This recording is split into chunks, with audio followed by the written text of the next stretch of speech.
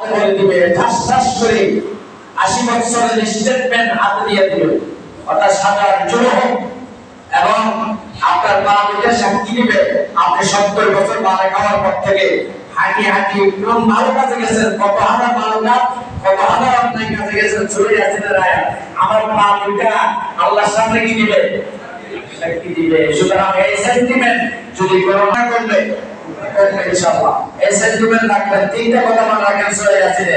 একটা হচ্ছে আমি যত বরকত করি, যত রকমের পাক করি, যত কিছু করি, আমার সেখানে ভুলে চলবে না।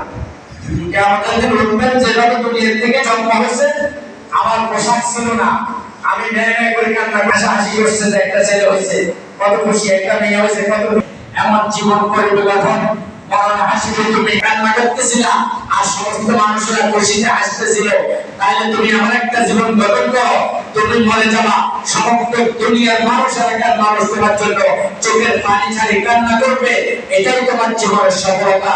সুতরাং ময়দানে মাহাশরে আমি যা করেছি এটা আমি বলতে হবে না মুখ দিয়া, আমার হাত করবে, আমার পা করবে, ঠিক না ঠিক বলে? এই দুটা রেডি আছে সাক্ষী, সাক্ষী আমার হাতে হাতে বলতেছে, কিন্তু আমার সাক্ষীটা আমার শোয়ার দরকার নাই, আমার সাক্ষী 24 ঘন্টা আমার সাথে ঘুরতেছে, সেটা হচ্ছে আমার হাত বিচ্ছিন্ন করতে পারবো না, আমার পা বিচ্ছিন্ন করতে পারবো না, আমার সাক্ষী আমার বাথরুমে গেল আমার ওখানে আমার লোকেরা ঘুরতেছে। সিসি ক্যামেরা একটা নিরাপত্তা আছে, আপনি এখানে আছেন, একটু দূরে গেছেন, হয়তো এই কেস করতে পারে নাই, কিন্তু এটা এমন এক সিসি ক্যামেরা, আপনি বাথরুমে গেছেন, গোসল করতে গেছেন গোসলখানায়, ওখানে রেকর্ডিং কত রেকর্ডিং হইতেছে না? সুতরাং বাঁচার কোন উপায় নেই আল্লাহর হাত থেকে। তাহলে মানুষ সর্বশেষ হেডলাইন সোজা কথা হচ্ছে, যদি আমি আল্লাহর ধরা থেকে বাঁচতে চাই, দুনিয়াতে আমাকে সোজা হয়ে যেতে হবে, আল্লাহর হুকুম মতো চলতে হবে।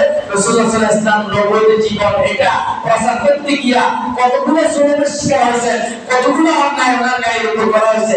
আজকে ফোনটার পদক্ষেপ আপনারা দেখবেন, দিকে একটু তাকায় আল্লাহ রাসূলের কি পরিমাণ জুলুম করা হয়েছে। সুতরাং কিছুর জন্য না, ধন সম্পদ টাকা পয়সা নেতৃত্ব কোনো কিছুর জন্য না, একমাত্র রাসূলুল্লাহ বলেছেন, এ আইয়ুহান নাস ও মানব জাতি, এতদিন আমি ছিলাম না, আজকে 40 বছরে পূর্ণ হওয়ার পরে আমাকে আল্লাহ হুকুম দিয়েছে, লা ইলাহা ইল্লাল্লাহ, হে মক্কার মানুষ, পৃথিবীর মানুষ, আপনারা সকলে বলেন লা ইলাহা ইল্লাল্লাহ, আল্লাহ ছাড়া কোনো মাবুদ নাই। এই কথা বলার সাথে সাথে নবীজির উপর ইত্তেসাম জলন শুরু হয়ে গেছে। কার ঘোষণা দেওয়ার পরে? তাওহীদের একত্ববাদের ঘোষণার জন্য। এই ঘোষণা হওয়া পর্যন্ত আমাদেরকে চালিয়ে যেতে হবে। এটা আমার ঈমান, এটা আমার দুনিয়া, এটা আমার আখিরাত, এটা আমার শান্তি, এটার ভিতরে আমার সবকিছু, ঠিক না ঠিক?